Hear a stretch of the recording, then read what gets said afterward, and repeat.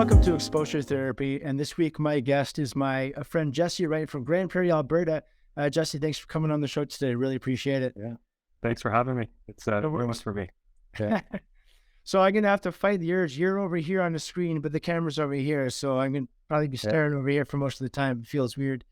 Um, Anyways, I just quick introduction for you, Jesse. I met Jesse like last week or so. Maybe was it 2 weeks ago? Last week? Last week. Last week, I believe. Yeah. Yeah. And I just put a message in a local photographers group looking for somebody to join me to go create some content in Jasper, Alberta. And Jesse came along for that day, and we had a great time doing all sorts of stuff. And I just got to know him a little bit, and I thought it'd be really exciting to share some of his work on today's show because I think he's got some great stuff. So, Jesse, thanks for coming on again. And I guess before we kind of get into picking at your work, what got you into photography in the first place? Like, what? Tell me about you. Probably spawned from when my dad basically had a camera in hand all the time. So I always kind of had one as well. So I think I started with like a Canon 8E1, and it's something that he gave me, and I still have one over here. But it's something that kind of sits on the shelf now, but I use it once in a while. Now I kind of got back into shooting some film and developing it myself.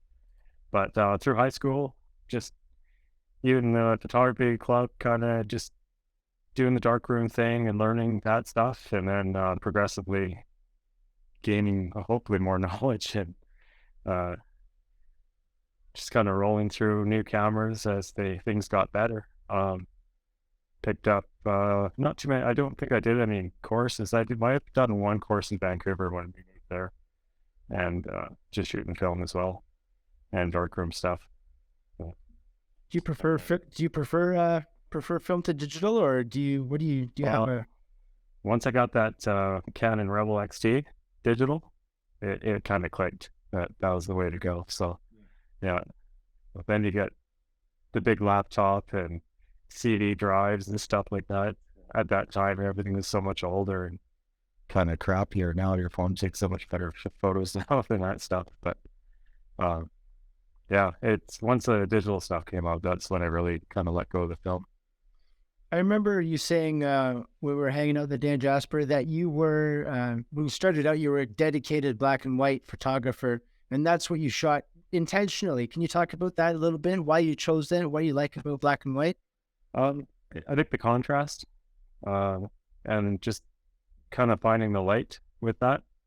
It's all we shot too. So typically I just had like a Tri-X 400 in and walked around Vancouver, or shot my own wedding. Keep things nice and cheap for a wedding, which is nice. So was that using like a tripod and stuff like that? No, just handheld. Had it in my hand. Just selfies the whole time, basically. Yeah, idea about it was on the seawall in Vancouver, so it was just, yeah, we got yelled at by a jogger for being on the seawall, and so yeah. And then when the shots together, my dad grabbed the camera and shot us. But from there on, it was like I did the bouquet and all that stuff. But we have them on the wall still, so a little bit, yeah. But that was a ways back in I think 2005. So that's definitely a way to save some capital for sure. Oh yeah, $800 for the whole thing. Yeah. So amazing. So what do you shoot on now?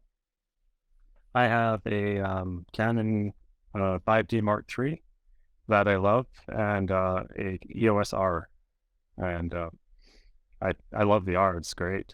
The autofocus so much faster. Okay, so you've not only gone from film camera to DSLR, but now you got from DSLR to mirrorless, and you got from DSLR to mirrorless in the same ecosystem, the Canon ecosystem. So what's your experience making the switch, and what, like, do you have a preference? Like, what do you like about each of them, and what are the drawbacks, I guess, when you're comparing the two? I think I have a hard time getting rid of the DSLR. For some reason, I like having the mirror, like the lockup or whatever I'm using, long exposure. It's either that or I just like having two camera bodies, and that Mark III is a workhorse. It hasn't let me down at all anyways, but I thought I'd like a mirrorless, but I pretty much use the mirrorless majority of the time now. And I have a small little home studio set up, so I'll use the DSLR in here in home. It works good with strobes. Yeah, that's the one thing I noticed about using a flash with my mirrorless, and I didn't realize this. I had it on electronic shutter, and I couldn't trigger the flash, and I couldn't figure it out. And then I thought, okay, maybe it's the actual actuation of the mechanical shutter that does it. So I switched to mechanical shutter, and the flash worked. So I did. Maybe I'm dumb. I didn't know that, but I stumbled upon that accidentally. Yeah, I did the same thing too. Yeah, yeah. And then YouTube always helps out. So, I also noticed as we'll talk about, I guess later on today, about some of the fires we have recently. I was out last night doing a long exposure, and I was trying to, I couldn't get it to go past like a fifth of a second or something like this, and or half a second, and I was trying to get it to go to a 30-second long exposure. And again, it was because I had it on electronic shutter. If I changed it to mechanical shutter, it kind of released that to go up to a 30-second shutter release. Right. So, anyways, electronic shutter, I guess, has its limitations, but I didn't know about any of those. You just kind of experiment with it and discover them as you go. It's hard to do it in the dark too. Yeah, I guess, right. When things are happening like the fires or trying to shoot Milky Way or something like that. Yeah. You shoot a lot of Milky Way and Aurora stuff, right? Like I've seen that a lot in your account, and really excited to touch on some of those here, because that's something I really like about your work is that nature, that weathers, that stellar photography, astrophotography, I guess you call it. Yeah. And so really cool. By the way, thanks for coming with me the other day. To Jasper as a complete stranger, but it was a good time, and glad we did. You never know. It's kind of, I go out alone a lot. So typically it's just me and at night in the dark, and it's the bears. Bears in the cold. Meet some people and just do it with them, because then, you have that little bit of a security net with somebody else. Yeah, for sure. All right, let's dig into some of your photos here. Tell me about this guy. This guy was a pretty spectacular day. It started off lightning storms in the morning. I kind of chased that around from like 5 a.m. and then the sunrise came, and there was canola fields, and I got beautiful shots in the sunrise, and even like storm cells this up here in Grand Prairie. So this shot here is a pano. It's 5 shots mixed into one, blended, and all within probably 35 seconds of each other, like probably 8 seconds each lightning storm, each shot. So it was pretty electric night, that's for sure. It was pretty far away, so that's looking west from Grand Prairie towards like Beaver Lodge, or the area that's on fire right now anyways. But this is a couple of years ago. Once the rain started, I packed it up and started heading back home, and then it was like a strobe light all the way home. It was just the most crazy night, but to see all those lightning strikes and catch them all in one like that, I thought it was a pretty nice panel. So this is a panoramic. Now, are you shooting this vertically but then panning across? Yeah, that's right. Yeah, I was using actually a 50 mil 1.2, and I can't remember the exact settings, but it was pretty close to like probably an 8 or 10 second exposure just to catch the lightnings, and then I'd make it around. Now, for these panoramic shots, do you stitch? I guess you select the shots, but do you stitch them together manually, or is there an AI that does that for you now? This was a Lightroom setup. So the Lightroom panel, I grabbed all 5 files and then let Lightroom do its thing. So amazing. It worked actually really pretty good. Yeah, sometimes you have to go in Photoshop and stitch them yourself, but it's nice that Lightroom can do so much more. Awesome. Yeah. So you're talking about those Milky Way shots, and I'm a sucker for a good reflection shot too, and a good silhouette shot. So you're kind of hitting all the good spots. This was a pretty cool night too. I was on my way to a friend stag in the Kootenays in BC. And I kind of planned it to where I'd be at Nancy Green Lake, where that lake is. And it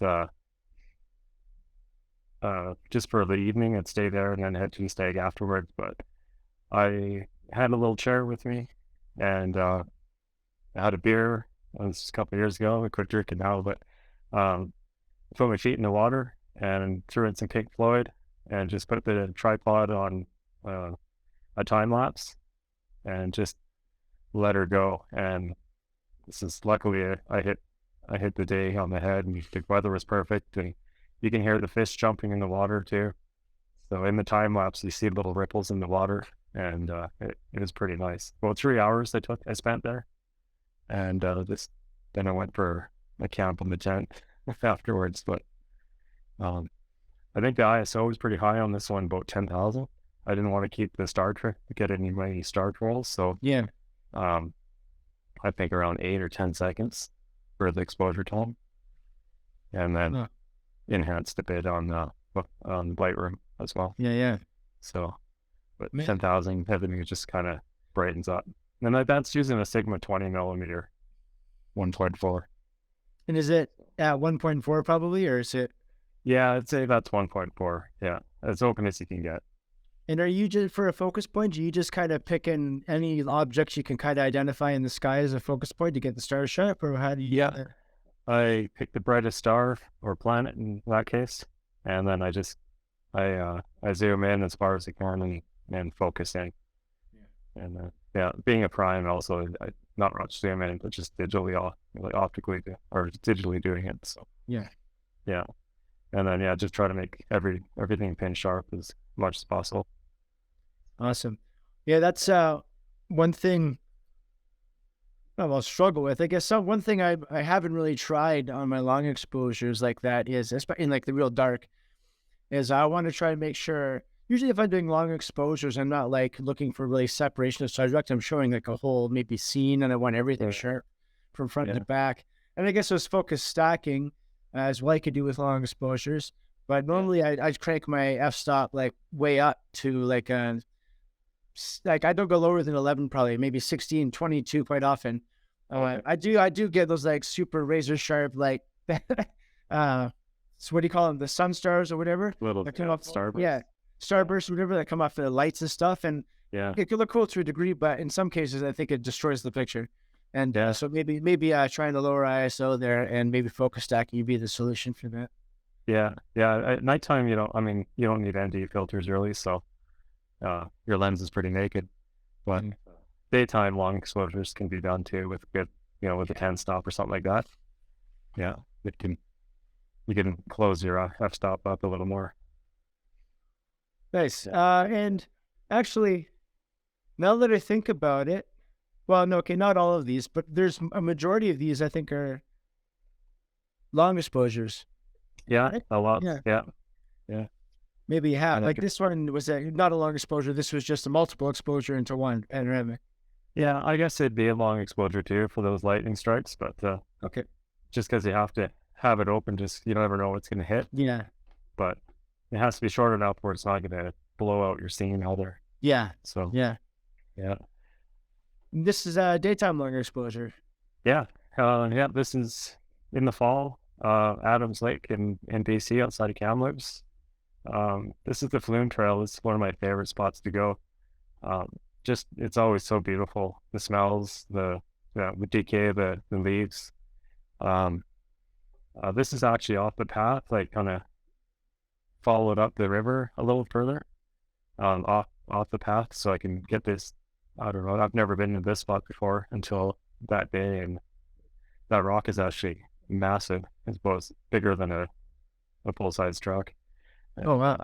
Yeah, so this perspective's a little different, but right. But I've been up this Flume Trail where the salmon run is too. So sometimes you see salmon spawning up here, and then lots of bears too. Always lots of bears. So you encounter them, or have you encountered them often on your journeys? Yeah. Even when you don't think they're there, they're probably there. Yeah. Do you have an example of a close call? I was in Tumbler Ridge last fall, and I was going up to Burgeon Falls, and I was alone, and it was a longer hike than I thought. So I just had a knife and a little can of bear spray, which I probably should or get a new one of. And every time I was moving, I heard rustling, and I stopped. It stopped. I kept going. It kept going, and then there's some bear shit in the pathway with a wolf paw in the middle of it, and I was like, well, here we go. So you just start singing to yourself and whistling, and there's not much for service out there. But on my way back, I actually had some, and it's called my wife, and we just chatted on the way back. So that's where it's nice to have some new friends to go with. Yeah, together. But it doesn't stop you. You just keep going to the destination. Yeah. That's right. Actually, now that I think about it, now that I play it back in my head, I see your tactics, because when we were going up to the top of a mountain, we took a gondola up to Whistler, and then we walked up to the summit, and I had to stop because I was gassed like a couple times up the way. And I see you don't have to run faster than the bear; you just have to run faster than me. So that's why I was there. That was my purpose, right? It was breath fodder, basically. Yeah. It's fewer pickings up that side. Yeah. Not as many people went up that far. Are you seeing this? Is this just me, or is this actually like? It kind of looks like it's green screen. Yeah. That's I'm bedazzled a little bit here. I think I would take it off because it's a close up. I think back here. Yeah, what the heck? Oh yeah. Well, as long as my face is still here, kind of. Well, okay. I don't see it there. It's a close up. Where were we? Oh, so this one here, it's a long exposure daytime. What kind of ND filter are you using for this? An ND8, a 10? I think that was an 8. I think that's the one I lost when we were out shooting pictures. Oh yeah, that's great. Yeah. Oops. It was all good. But yeah, and then probably F11. It could be F16, probably F11. I was shooting a lot of F11s for landscapes. Yeah. Nice. Okay. And a circular polarizer too. So cut the color. And to cut the reflections out of the water, right? There's the one shot down here we'll get to where you can see the rocks under the surface of the water, and I'm guessing using a polarizer for that to take the reflection off the surface. Yeah, that's the key for sure. Yeah. Nice.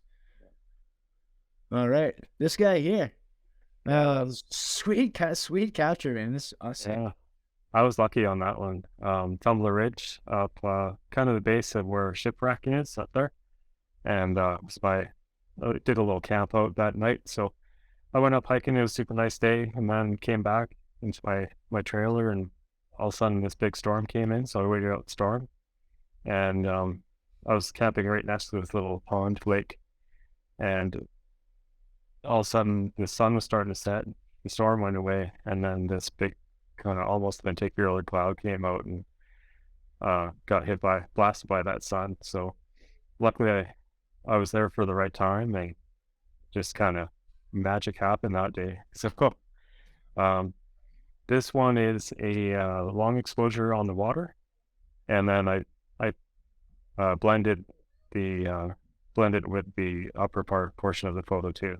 So I just wanted the water to be like glass. How often do you do composites like that? More often now, just because I kind of like doing it. And just you don't always have to have a few shots of this where it worked out fine, but I just wanted the water to be so glassy smooth. Yeah. And just reflect. So you said the magic happened that day. How often when you go out, like, do you get something like great every time you go out? Like, is it discipline, or is it just or do you just go out and whatever you get, you get? Like, how often are you getting something magical like this? Is it? You can't say it's guaranteed. Yeah, it's never all the time, but it seems like more often lately that I get something that Why do you think that is? I'm not sure. Maybe just maybe hit that 10,000 photo mark, and get better. I've heard that's a thing. So, yeah, I don't know. It's just, I don't take a whole lot of frames either. So, like one of these images coming up, I maybe took 27 photos on the whole trip, and I just have an image in my mind, and I think that's what I go for. So I try to make that happen. Does it happen like Jasper, you're familiar with it? Do you have those images filling your head as you drive there, or like are you just keep an open mind? You walk in, you see what's there, and then the image kind of starts to construct itself. How does that work for you?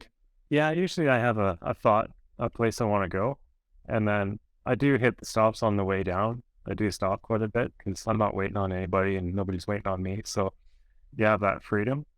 Uh, and usually that image kind of morphs. It depends how tired I am too. I'll leave it after dinner and then head to Jasper. So, and then see what happens on the way down. And for people listening, how far of a drive is that for you time-wise? Jasper's 4.5 hours. Okay. I think from here. Yeah. So it's not too bad. I'm used to driving a lot with my normal day-to-day work. So You work all day, then go to Jasper, then you're home by breakfast, and then work again, or you time it for when your day off so you could sleep a bit? well, usually sleep a bit, but I try not to let the wife down either. So try to stay. That's a good principle of sustainable marriage. Just don't let the wife down. She doesn't mind me doing this stuff, so that's kind of nice. Yeah, absolutely. Yeah, she knows I'll go crazy otherwise. Today's episode is brought to you by Prairie View Photo Tours. Prairie View Photo Tours invites photographers of all levels to book their all-inclusive, authentic Alberta adventure at pvphototours.com. Now speaking of Jasper, and I don't know if this is Jasper or not, but it's certainly a mountain. Tell me about this mountain. I was on my way to Jasper, and once I got there, I took some great photos down on the way. I was feeling pretty good. So that's the Yoho National Park. So that's down by Lake Louise. And so I just decided to keep driving down the Icefield Parkway. It was black and snowing. The Icefield Parkway is pretty icy in the winter all the time. So you don't realize how fast you're going until the morning you're coming back. So you're like, oh, yeah, maybe I should have went a little slower. But I got here probably 4:30 in the morning and kind of scouted out a spot in the dark. And so that was about 8 hours, 7.5 hours away from that was a good trip and driving all night. And then kind of got my spot set up and waited for kind of blue hour and that nice warm glow of the cabin. Yeah, it's been shot a lot, that one, but that's one of those ones I had in my mind that I wanted to get. And when I was looking at this image, what I wanted to ask, and as I'm glad you said it was blue hour, how much of it is blue hour and how much of it is a color grade, like a color edit after the fact? I would say that this one's probably 80% blue hour. Nice. Yeah. I was hoping to get a little more sun out, but the sun was hidden behind the clouds by the time that came. So yeah, it's that was one of those magical times too. It was lightly snowing and then it stopped. You have a lot of those in this list, I noticed. Yeah. Obviously, our favorite photos, our favorite memories, right, are those times. That's right. Yeah. I think I was one of 3 people there taking pictures. So amazing. Which is like not populated at all for this kind of place. No, this place is pretty quiet, especially in the morning time. So yeah, I had my feet in my rubber boots in the water so I can have too much distractions, and try not to disturb the water at all. We get that nice reflection, and that's one exposure. Excuse me. So this is a one long exposure. Yeah, probably 4 seconds or something like that. It's really slick. Yeah, amazing. Yeah. I love that day. That was a nice day. On to some pretty exciting aurora shots here.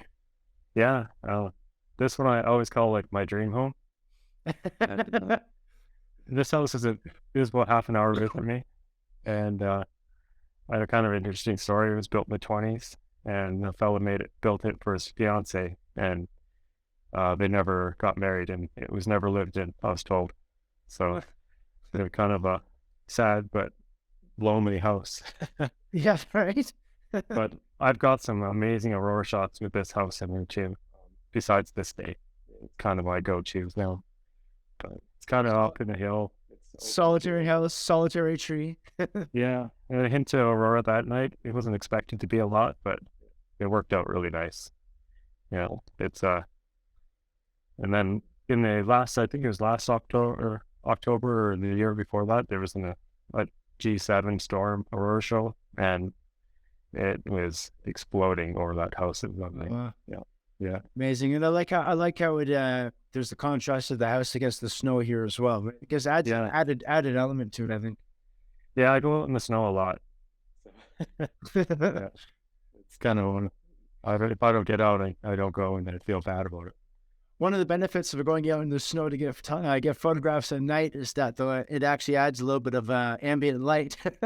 Yeah, Makes it easier. Yeah. yeah, yeah. The stars shine and everything. Even the aurora, like it'll turn the snow green sometimes. So Awesome. it makes it pretty cool. Awesome. Another Aurora shot right here. And I love this one. This is amazing. Yeah, yeah. This was not. That's crazy. This is this year. Yeah, yeah. That was quite the show too. It was snowing like crazy in GP, and I set an alarm for 12:30, and just to check the weather, and I decided, well, maybe it's not so bad somewhere else because Alberta weather's kind of strange. And yeah, so I went to Rycroft, Alberta, for this one. I drove That's about what? 45 minutes or so. Oh, okay. I thought it was further than that, but that's good. Yeah, yeah, it might be 45, and it depends on the weather too. But and then it was clearing up, so I was very lucky. Yeah, while you're driving, you're kind of looking out the window, hanging your head out. It was -20. It was cold, but I know they when I was driving home from with you the other night, the auroras were going on, and I kept had to fight that habit to look out at them going on because they look so neat. And I'm like, I have to watch out for like moose and deer and stuff on the valley. I can't be paying attention to the auroras. yeah, I have my phone set up on my truck so I can do like a phone long exposure while I'm driving, just to see if there's any color. Right. Kind of a tester. Yeah. So get a little antsy. The technology, use it to help you, right? Yeah, yeah, exactly. So I was lucky enough to find this in the dark because I wasn't sure where I was going to find the spot to take photos up. Luckily, I found this abandoned farm, and it was a perfect backdrop. The auroras are super cool here, but Yeah. like I think like the fact that you have the barn there adds so much to it. Like if you have the exact same photo but without the barn there, you know, it's just like, oh, it's a, you know, I mean, there's still crazy auroras, but okay. So, but Yeah. that adds like so much more interest, you know? The lighting on that barn was a passing car. Oh, And then on the face of the barn too, there was a little bit of I used my flashlight as a little light painting too, just to Yeah. light it up a little bit. Yeah. But, that's one shot, but that was a pretty nice storm. That was crazy. Yeah. that's definitely using ambient light, right? Like you got that Yeah. car, you know, now. Time, were you timing for that car? No, it just happened. Yeah. Yeah. Because there's on the left side, you can see it driving away as well. That's the highway there. Oh, okay, I see. Gotcha. Okay. Oh, yeah, I see. I see. Wicked. Yeah, it was lucky. Now, you told me a story about this one, and I'm really excited about this story because this is kind of cool. Yeah, And the same farm. They're just across from each other. So if you look left, there's the house, and look right, there's the barn. is this the same night or a different night? Same night. Yeah. So this house, obviously abandoned too, and this is like 8 second exposure. So I put myself in there with a flashlight just to kind of show that there's, I don't know, nothing in there, just me. And I heard while I was standing there like a scrape thump, probably about 6 or 7 steps, and it was coming from the upstairs of that house. And I'm like, no way. So I was waiting for that shutter click. Once I had that shutter click, I kind of like shimmied out of there, kind of tiptoed away super fast, and went and grabbed my truck and brought it closer. And I just hung out for another hour doing a time lapse of that house. And but there's no way someone was in there just because it's -20, broken windows, it's cold, yeah, dead quiet, no wind at all. So I'm not very superstitious, but there was definitely a ghost in there. Yeah, you said you got the heebie-jeebies, but what really impresses me is that you got that visceral feeling of the willies, but you're like, nope, I gotta wait for that exposure. You gotta get the photo. Yeah, one thing with that click, I was out of there. It's pretty. Yeah. Yeah. I haven't had too many of those experiences. Like turning 45, and I guess ghosts are real. Yeah, yeah. You got the great photo to. When you look at this photo, does it bring back any of those? Yeah, it gives me the. It just reminds me how it kind of pranced out off that outer frame there. Camera. Yeah, it's that clever shutter clip happened. Yeah, yeah. I was holding my breath there. It was so quiet, except for those footsteps. I couldn't imagine it being a bear or anything. But Yeah, yeah. Animal could have been any animal or something. yeah, I'm not sure. Yeah, but it's so cold. Yeah, it's not like anybody's in there. So And how long were you there before the noises occurred? I was there probably half an hour before I started taking pictures of that house. So Okay. and then I stuck around for another hour doing the time lapse. So yeah, I don't know. It was weird, but the time lapse of this one's actually really cool too, because at the end of it, I got a lot of reds coming out the aurora, and it looked really nice. Yeah, I think it's on my Instagram stuff too. So Yes. So one thing I noticed being out in northern Alberta now is that I get notifications all the time that there's going to be aurora out. yeah, And no matter how many times I get photos of them, like I really want to go out and get more photos of them. And I'm like, I could pretty much count on it that they're going to be the next night or next week or no, I'll get like 100 more opportunities, but I still feel like crap if I miss it. You know, yeah, that's right. Me too. Yeah, it's that big showing that's all over the Facebook or that's right. everywhere, right? And you're just, oh my God, I slept in. Last night there was I got an aurora notification. There was supposed to be, or was it today? I think it was last night or today. Earlier in today, I got the aurora notification, and I was like, "Oh, wouldn't it be awesome to be able to get like a long exposure of the fires with the aurora?" But unfortunately, well, no, because there's just too much smoke. I saw somebody got it. It looks awesome. Oh, fires and an aurora. It was cool with it.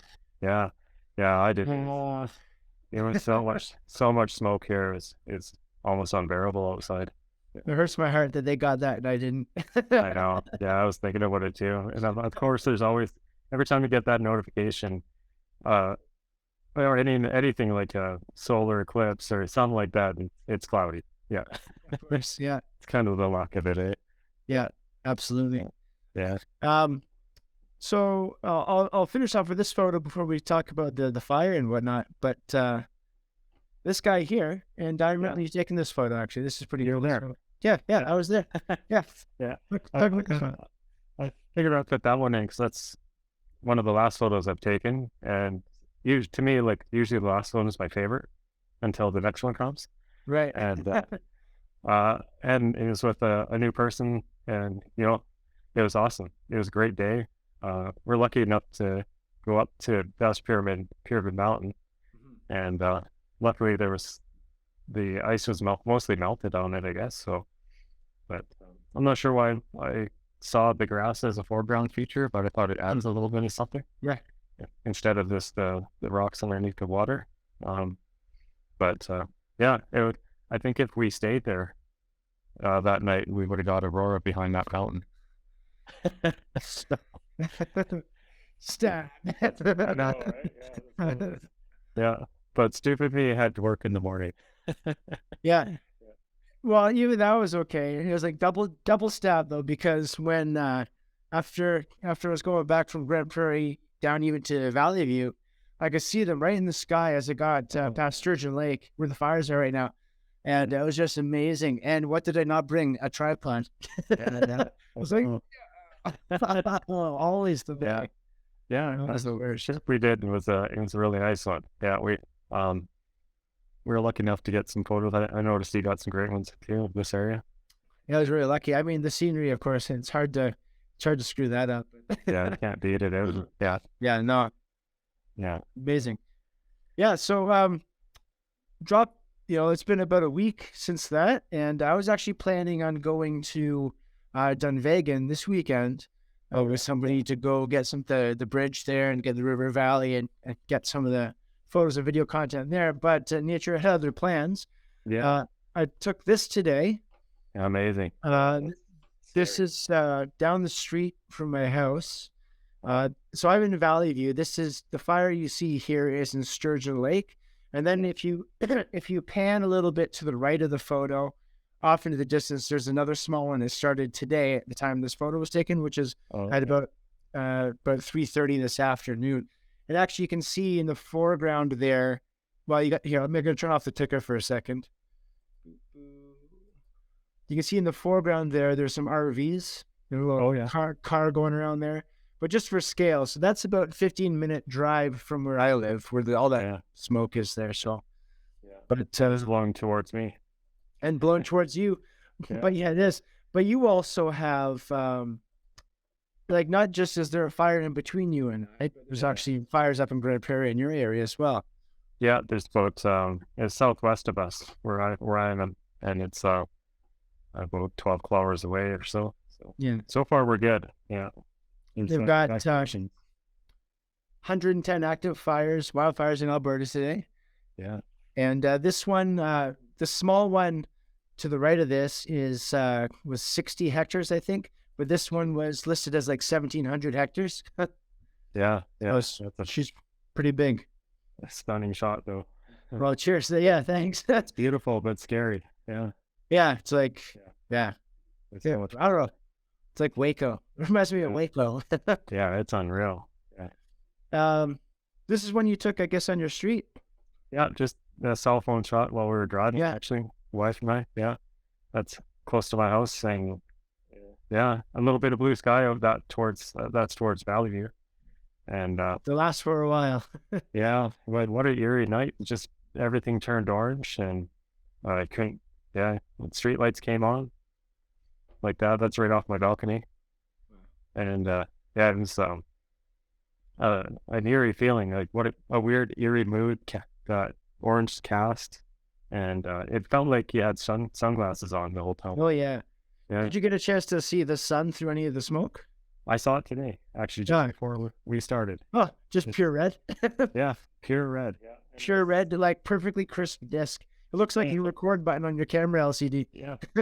Actually, there's sunspots on it too. I kind of zoomed in with I have a Sony 200, and that's what I used, and handheld with the stabilizer. And, amazing. It was nice and clean. So, I'll show you that later on. Yeah, I'd love to see that. Yeah. Awesome. But yesterday we couldn't see the sun at all. It just knocked everything out. Yeah. This just looks like you're on Mars. Yeah, it was bizarre. Yeah, really, really eerie.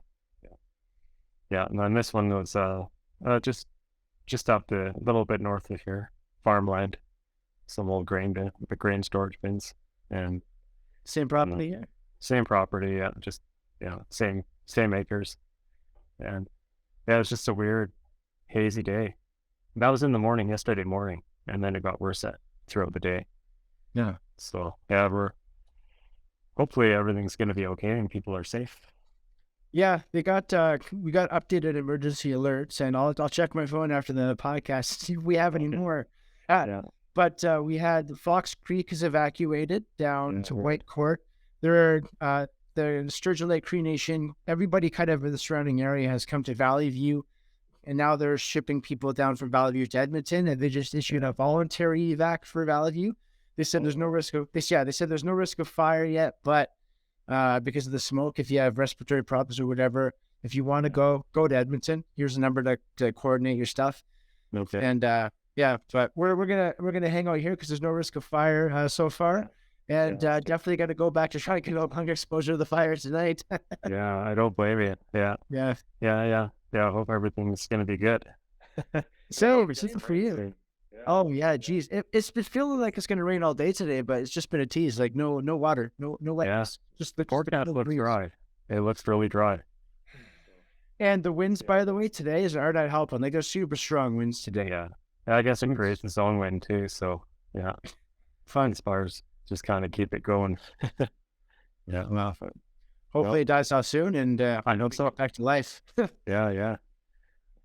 Awesome. So Jesse, I put in the bottom there your website and your Instagram. Is there anywhere people can find you? Anywhere else you want them to go to? Actually, before we go on to that, you introduced me to an app. I checked it out. I haven't signed up yet, but I'm going to because it looks great. We're photographers called Glass. Can you talk about that and your experience on that app? Because some of us have been looking. I know Instagram's maybe going back to photos now, but Some of us gone to Vero, been maybe a bit disappointed. Like where, That. yeah. Yeah. So what's that experience like on glass? And tell me about that. I'm excited. So far, glass feels like a little like a polished Instagram where you can zoom in on your photos or other people's photos on it. It shows the exit files. Um, it's a paid subscription, so there's no ads. There's no Nope. but I think it's $29 a year. 29 a year. Okay. Canadian. Yeah, Canadian. Yeah, Okay. yeah. So far, when I got it, I think it was about that. It just seems really intuitive. You have followers, people follow you, and they have likes, but you don't see how many you have, how many likes or followers. You just have people commenting or giving you appreciations, it's called. So they appreciate your photo, which is Is nice, but is appreciation basically the equivalent of a like, or is it like it's a like. Right. Yeah. Okay. Yeah. So they're showing you likes, but they're showing you appreciations, which is Yeah. Yeah. It's easy to use, and you don't get cropped either. So that's good. again, that's really cool, I thought. Yeah. That's the one of the things with Vero I like is that it has the full res photos. There's no crop. Yeah. You know, and but the interactive, yeah, it's like I guess it's not. Yeah, it's not fair. I do get some interaction, but not. I don't know. It's not. There's something. There's some. I don't know what it is. Some ineffable something that seems to be missing. Yeah, I don't have a huge following on anything, any platform, anyways. But I post it because I like to, and I like it, and whether people like it or not, and if they follow along, that's cool. But it's just somewhere I post things and kind of keep things. But I think future is printing my own stuff now. Yeah, that's coming up. So then, because I get requests for that now, and doing some weddings and portraits and stuff. So what's your favorite place to post? Probably I mostly post on Instagram, and I link it right to my Facebook, and then and Glass. So I kind of stopped using Vero because it kind of died off on my interest. So, but yeah, and then my website too is building a little bit. So I think it's one of those things you got to kind of keep posting your stuff on to make it really active. But it's another good place to kind of hang out on it for me anyways. So yeah, no, I definitely want to check it out. Like you were saying, like it'll show you what gear and settings everything was shot on. Yeah. Now, does that automatically populate a display, or do you have to? Yeah, it populates underneath your photo, your exposure time, the lens and stuff. So, and then you can actually go into you say you want to look at your R6 and what kind of photos have been taken with that R6. You can click on R6 and it'll show what people are using R6s or R5s or Nikons, whatever, Nikon, and Fujifilms, whatever. They have a huge list of cameras and lenses. You can pick a lens that you want to maybe buy and kind of see what kind of shots people are getting. So I think that's pretty neat. Yeah, and I think it's like I was thinking about it a lot. I'm like, okay, if we're selling maybe like prints or something to somebody, that might not be a platform for you because it seems that's really for photographers, and it's for photographers who are going to pay for a membership to post things to other photographers. Essentially, you're going to get legit people. Yeah, and legit love of the art. Yeah, exactly, and just a quality, quality platform. I think so. I'm excited to. I just kind of did a quick little once over. Did a little quick read on it, but I'm really excited to kind of dig my teeth into that app. So thanks for the intro on that. Yeah, I've been on it for a while, and I haven't got any spam or any weird messages or crypto stuff or that sort of thing. So it's kind of refreshing. So what's your user? Do you have a username on there? Like how do people find you there? Yeah, it's Right Eye. Yeah, Right _Eye Photography. So. Oh shoot, is it Right _Eye Photography or Right Eye? No, that's right. Right Eye _ Oh, okay. I thought the whole time I was displaying it wrong. No, you're good. Yeah. Okay. It's pretty much everything's that for me. Okay, awesome. Yeah. I try to keep it all the same, so it's easy for me, and awesome. Easy for others. Yeah. So website, Instagram, Glass, Instagram populates to Facebook if they can find it on Facebook. Yeah. And any projects, anything on the go you want to talk about before we sign off?